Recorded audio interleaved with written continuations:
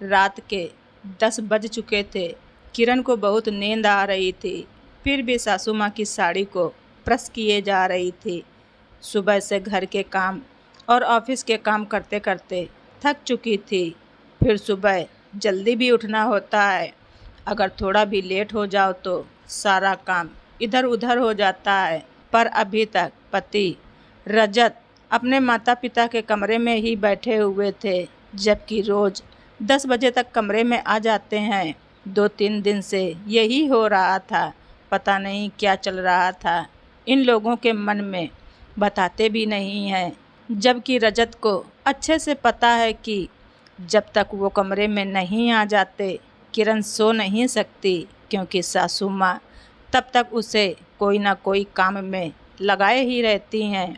अभी ज़्यादा कुछ नहीं तो कपड़े प्रेस करने के लिए लगा दिया, जबकि कपड़े प्रेस वाले से प्रेस कराए जाते हैं। पर पता नहीं क्यों आज ही सासू माँ ने ये कपड़े प्रेस करने को दिए। जब भी उन्हें किसी काम को करवाना होता या फिर किरण से कोई काम निकलवाना होता है तो फिर वो इसी तरह के काम करवाती हैं। हमेशा रजत के कंधों पर बंदूक रख कर चलाती हैं। पिछले 1 साल में किरण को ये अनुभव तो हो चुका था। पता नहीं अब किस चीज़ की भूमिका बना रही हैं। इतने में रजत कमरे में आया। उसे देखते ही किरण बोली, रजत, आपको पता है ना मैं थक चुकी हूँ, मुझे कितनी नींद आ रही है। इसके बावजूद भी आप अभी तक मम्मी पापा के साथ कमरे में बैठे हुए हैं। जल्दी आ जाया कीजिए, मुझे भी ऑफिस के लिए जल्दी उठना होता है। अरे नाराज़ क्यों हो रही हो, कोई ज़रूरी बात कर रहा था, रजत ने कहा। तो उसने सोचा शायद किरण उससे पूछेगी। फिर किरण ने कुछ नहीं पूछा, बल्कि वो तो बिस्तर पर आकर लेट गई। उसे लेटा देखकर रजत ने कहा, अरे तुम तो हद करती हो, पति अभी कमरे में आया है और तुम सोने लग गई। तुमने तो पूछा ही नहीं कि क्या काम था। लोगों की पत्नियों को तो उत्सुकता रहती है कि ऐसी क्या बातचीत हो रही है घर में। मैं थक गई हूँ, मुझे बहुत नींद आ रही है, पर फिर भी आपको जो बताना है वो कहिए। मैं ये कह रहा था कि तुम्हें तो पता ही है मेरा बिजनेस बिल्कुल ठीक नहीं चल रहा है और अब दीदी के ससुराल में उनकी ननंद की शादी का प्रोग्राम है। सभी के कपड़े और शगुन का सामान तो हम ले आए हैं, पर इतना काफ़ी नहीं लग रहा। अब हमारी तरफ से कुछ अच्छा ही देना बनता है, नहीं तो हमारे परिवार की क्या इज्जत रह जाएगी। आप कहना क्या चाहते हैं, सीधे सीधे कहिए, बात को घुमाइए मत।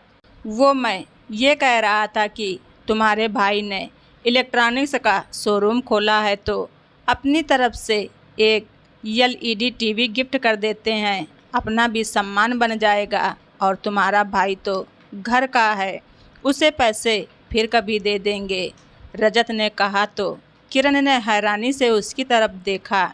आप कैसी बात कर रहे हो, मेरे भाई ने अभी अभी शोरूम खोला है, वो भी लोन लेकर। अब दुकान खोलते ही उधारी देना शुरू कर देगा तो कमा कर क्या खाएगा। तुम भी हद करती हो, एक एलईडी से क्या नुकसान होगा। और फिर मना थोड़ी ना कर रहा हूँ, आगे फिर पैसे दे देंगे। अच्छा, पिछली बार भी 2 लाख रुपए लिए थे और उससे पहले 1 लाख रुपए लिए थे तुमने पापा से, आज तक तो वापस नहीं दिए, ऊपर से और उधारी लेने की बात कर रहे हो, किरण ने कहा। तो सासू माँ गुस्सा होते हुए कमरे में आ गईं। शायद दरवाजे पर ही खड़ी थीं कान लगाकर, और आते ही कहा, अरे अपनी बेटी को इतना नहीं दे सकते हैं क्या। आखिर तुम्हारा भी तो उस घर पर हक है। आखिर कहाँ लेकर जाएंगे तुम्हारे पापा इतना सब कुछ। भाई के साथ साथ तुम्हारा भी बराबर का हक है वहाँ। पर मम्मी जी, मैं कुछ नहीं मांगूंगी। अब मुझे मांगते हुए भी शर्म आती है, क्योंकि पिछले 2 बार का भी हमने अभी तक लौटाया नहीं है। क्या फ़ायदा अपने पैरों पर खड़ा होकर उनके सामने हाथ फैलाकर हम चुका भी ना पाएं, किरण ने कहा। तो रजत बीच में ही बोल पड़ा, अरे तुम्हारे पापा के पास क्या पैसों की कमी है? इतना सा नहीं दे सकते क्या? दुनिया के सामने तो सब पैसे वाले बनते हैं। बस करो रजत, मेरे पापा के पास कोई अलादीन का चिराग नहीं है जिसे जब चाहा घिसकर पैसे निकाल कर तुम्हें दे दिए। पैसा कमाना पड़ता है, मेहनत करनी पड़ती है। बड़ी जबान चल रही है तेरी, हमें रौब दिखा रही हो।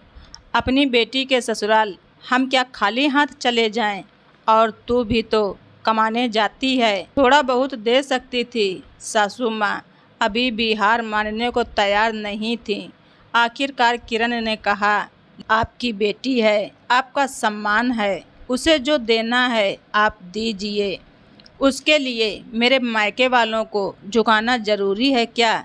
जो भी देना है अपनी हैसियत के मुताबिक दीजिए।